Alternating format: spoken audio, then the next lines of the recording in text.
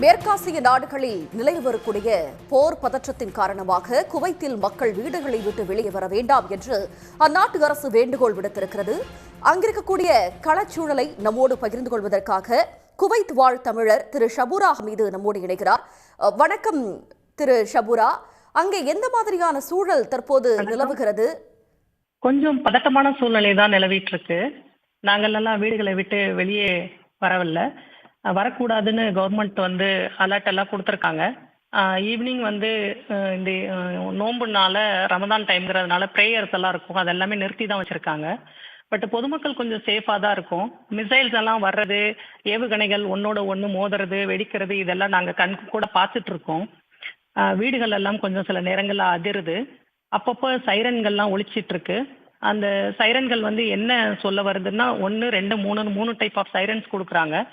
அதுக்கு தகுந்த மாதிரி நாங்கள் எங்களை பாதுகாப்பாக வச்சுக்கிறதுக்கு கவர்மெண்ட் அலர்ட் கொடுக்குறாங்க. ஃபர்ஸ்ட் சைரன்னா கொஞ்சம் அலர்ட்டாக இருந்துக்கோங்க, செகண்ட் சைரன் வரும்போது இன்னும் கொஞ்சம் அலர்ட்டாக இருங்க, மூணாவதாக வரும்போது நீங்கள் ஷெல்டர்ஸ் எல்லாம் போக வேண்டியது இருக்கும் அப்படிங்கிற மாதிரியான அலர்ட். இது வரைக்கும் 1, 2 மட்டும் கிராஸ் பண்ணியிருக்கோம், தேர்டுக்கு போகலை. அது மாதிரி கவர்மெண்ட் ஷெல்டர்ஸ் எல்லாம் நிறைய இது பண்ணி அதெல்லாம் எங்களுக்கு அப்பப்போ எங்களுக்கு அந்த தகவல்களை கொடுத்துக்கிட்டே இருக்காங்க. உணவுப் பொருட்கள் எல்லாமே நாங்கள் எங்கள் தேவைக்கு வாங்கி வச்சுருக்கோம்.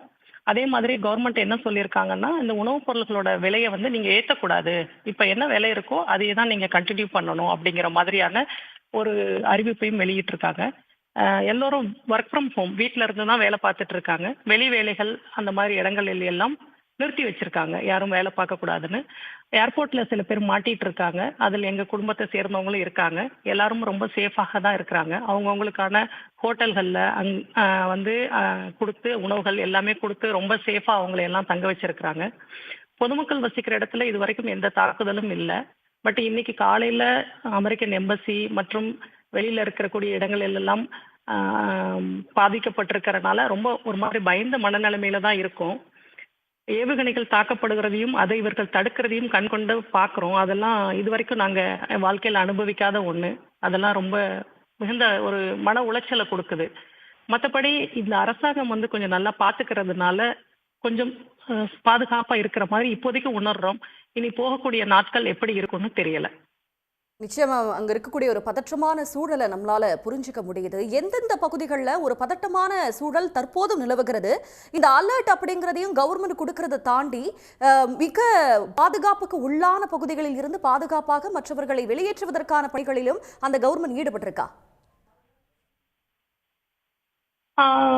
ஆமாம், கவர்மெண்ட் எங்களையெல்லாம் ரொம்ப பாதுகாப்பாக தான் இருக்க சொல்லி அப்பப்போ அலர்ட் கொடுத்துட்டே இருக்காங்க. அதுக்குன்னு ஒரு கவர்மெண்ட் சைட்லேருந்து ஒரு ஆப் எல்லாம் கிரியேட் பண்ணியிருக்காங்க. அதில் அப்பப்போ எங்களுக்கான தகவல்கள் கொடுத்துக்கிட்டே தான் இருக்காங்க. நாங்கள் இருக்க பகுதியில் இப்போ நான் ஃபாஹில்னு ஒரு இடத்துல இருக்கேன். இப்போ எங்கள் வீட்லேயே எங்கள் ஜன்னல் எல்லாம் அதிருது. எவ்ரி டைம் இப்போ ஒரு அரை மணி நேரத்துக்கு முன்னாடி கூட ஒரு மிசைல் எங்களை கிராஸ் ஆகுது, நாங்கள் பார்க்குறோம்.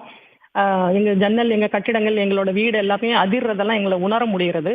கொஞ்சம் பயமாகவும் பதட்டமாகவும் தான் இருக்குது இப்போதைக்கு. அங்க இருக்கக்கூடிய தமிழர்களின் கோரிக்கை என்னவாக இருக்கிறது ஷபூரா?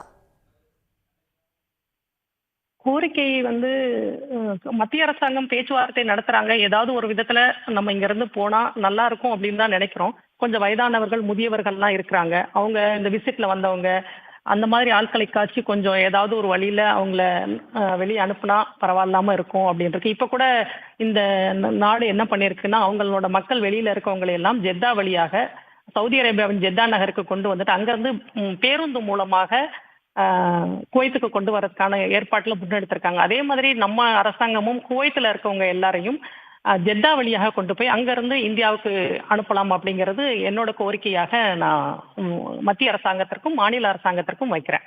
உடனுக்குடன் செய்திகளை தெரிந்து கொள்ள சன் நியூஸ் பெல் ஐகானை கிளிக் பண்ணுங்க.